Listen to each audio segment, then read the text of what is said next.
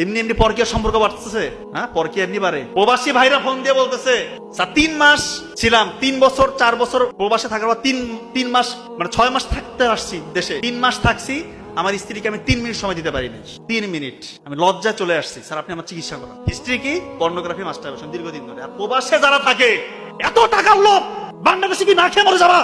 তোমার কি জ্ঞান অর্জনের জন্য যাচ্ছ এখানে? টাকার জন্য কাঙ্গাল হয়ে গেছে।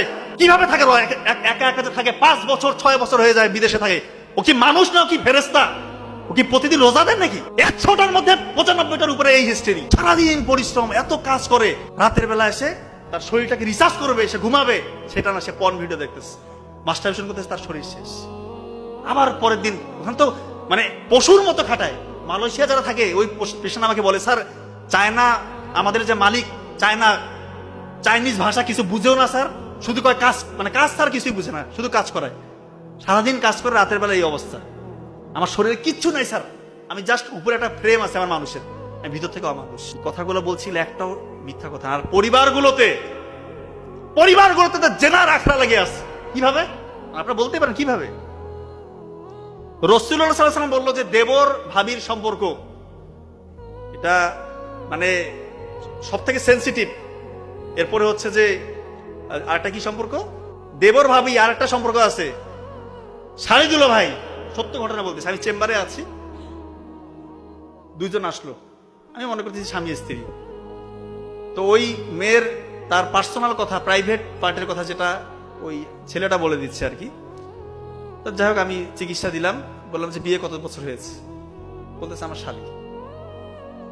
কি কি কি করবেন কোন শালী? তা মানে আপনি কেন এখানে? দাঁত কেলায় হাসতেছে। চিন্তা করেন, প্রেসক্রিপশন দিয়ে গেলাম, হুন্ডা বাইকের পিছনে ভব করে টান দিয়ে চলে গেল। এই হচ্ছে সম্পর্ক। বাবা মারা কি মানে মাথার মধ্যে কিছু আসছে না নাই আল্লাহ জানে। জামাই আসছে আর একটু শালীকে নিয়ে ঘুরবে, চিন্তা করেন এগুলা কোন লেভেলের রে ভাই? এগুলা কি এক একটা অলি নাকি? এরা যারা বিয়ে করার শালী কি তার কি মানে ওর কি কাজ করে না কোনো ব্রেনের মধ্যে নাকি? শালীকে নিয়ে ঘুরবে আর ওখানে অশালীন কিছু হবে না, অবৈধ কিছু হবে না, এই চিন্তার মধ্যে আছে না? এত পবিত্র। এগুলা একটা আমি মিথ্যা কথা বলতেছি। আর এক ভাই ফোন দিচ্ছে, অনলাইনের পেশেন্ট, যে আমার ভাইয়ের সমস্যা, তার ইরেকটাইল ডিসফাংশন, প্রিম্যাচুর ইজাকুলেশন, এগুলোর কথা তার ছোট ভাই বলতেছে। ঠিক আছে, দুই ভাইয়ের সম্পর্ক ভালো হতে পারে, বলতেই পারে। আর আপনার ভাইকে দেন, বলতেছে ভাই নাই, ভাবি আছে। ভাবিকে বসা এগুলো কথা বলতেছে, তার ভাই নাই। ভাই নাই কেন? ভাই লজ্জা পায়। চিন্তা করেন অবস্থা। এই হচ্ছে পরিবারগুলোর অবস্থা। ছোটবেলায় তো কার্টুন দিয়ে দিচ্ছেন, কার্টুন দিচ্ছে না বাচ্চাকে।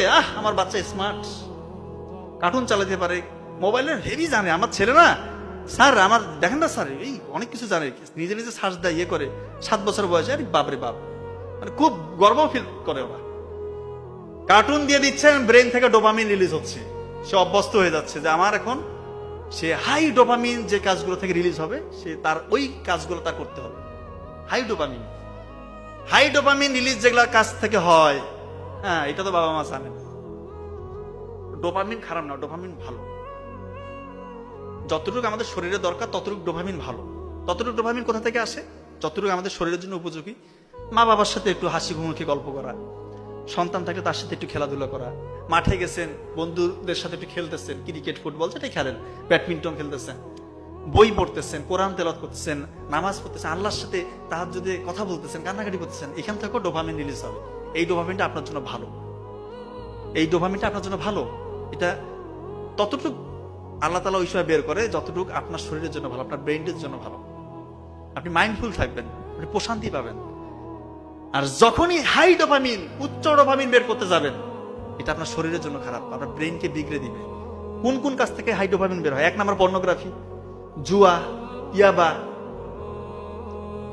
যে কোনো রকমের মাদকাসক্ত, অন্য ঘরের মেয়ের দিকে উকি দেওয়া, যত রকমের আনইউজুয়াল অ্যাক্টিভিটিস আছে। এক কথায় ইসলাম যেগুলোকে নিষেধ করছে সবগুলো জায়গা থেকে এই আপনার কি বলা হচ্ছে হাই ডোপামিন রিলিজ হয়।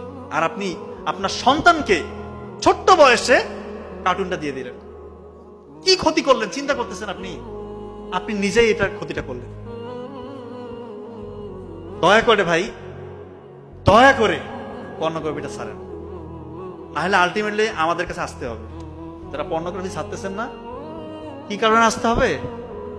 বিয়ের আগে নিজেই বুঝবেন যে আমার অবস্থা খারাপ, বিয়ে করার পর আরো বুঝবেন যে আপনার অবস্থা কতটা খারাপ। তখন ফোন দিয়ে কান্নাকাটি করবেন, তখন কিন্তু খুব কঠিন হয়ে যায়, সত্যি কঠিন হয়ে যায়। তবে আশার আলো আছে যে কেউ যদি সত্যিকার অর্থে একেবারেই কাট অফ করে দিতে পারে, দীর্ঘদিন আপনি পর্ন দেখছেন, মাস্টারবেট করছেন, যত রকম নোংরা কাজ করছেন, আপনি টোটালি কাট করে দেন। আপনি প্রয়োজনে মোবাইল ফোনটা থেকে দূরে থাকেন 3 মাস 6 মাস, আপনার যতদিন লাগে মাথা ঠান্ডা করতে। হাই ডোপামিনের যে রেসটা, ওইটা কাটাইতে হবে আপনাকে, আপনি সেখান থেকে বের হইতে হবে আপনাকে। নাবিল রহমানা চলে আসছে, যাকে আমি আর কথা বেশি বলবো না। তো আপনি এইটা থেকে বের হইতে হবে আপনাকে। আপনি মোবাইল ফোনটা দূরে রাখেন, আপনি যত কষ্টই হোক আল্লাহর কাছে কান্নাকাটি করেন, চোখের পানি ফেলেন, আল্লাহ তাআলা আপনাকে সাহায্য করবে। আল্লাহ ছাড়া পৃথিবীর কোনো শক্তি না আপনাকে এখান থেকে বের করতে পারে, পৃথিবীর কোনো শক্তি নাই। আল্লাহর কাছে কান্নাকাটি করেন, আল্লাহ সাহায্য করবেন, না হলে আপনি এখান থেকে বের হতে পারবেন না। আর একটা সর্বশেষ কথা, যে ট্রান্সজেন্ডার নিয়ে কথা বলতে বলেছেন। ট্রান্সজেন্ডার হচ্ছে, ট্রান্সজেন্ডার বলার আগে আপনি কয়েকটা কথা বলেন। LGBTQ, এলটা হচ্ছে লেসবিয়ান, মেয়ের সাথে মেয়ের সম্পর্ক। বি হচ্ছে জি হচ্ছে গে, ছেলের সাথে ছেলের সম্পর্ক।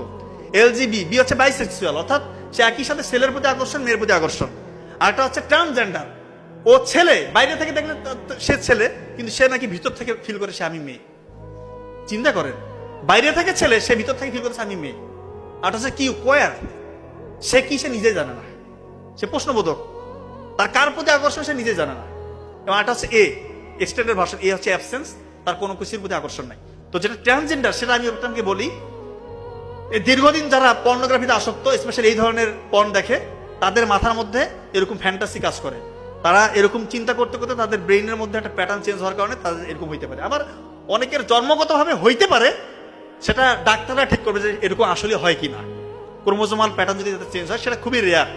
আর একটা কথা বলি, আপনাদের সন্তানরা অনেকে আছে না, ছোটবেলা থেকে মেয়েদের সাথে মানে বড় হয়, ছোটবেলা থেকেই সে তার বোন, আশেপাশে শুধু বোন, মা, খালা, নানি, দাদি, কোনো ছেলেদের সাথে তার মানে বেড়ে ওঠা নাই, শুধু মেয়েদের সাথে তার বেড়ে ওঠা। এরকম হইলে কিন্তু তার ব্রেইনের মধ্যে, তার ওই চিন্তার মধ্যে বড় রকমের পার্থক্যের কারণে এই ধরনের ফ্যামিলি থেকে ওই ছেলেদের একটা চান্স থাকে যে পরবর্তীতে ট্রান্সজেন্ডার হওয়ার। আর একটা হচ্ছে যেসব ছেলেরা কসমেটিক্স ইউজ করে, কসমেটিক্স, তাই না, অনেকে কসমেটিক্স ইউজ করে, খুব বেশি কসমেটিক্স ইউজ করে।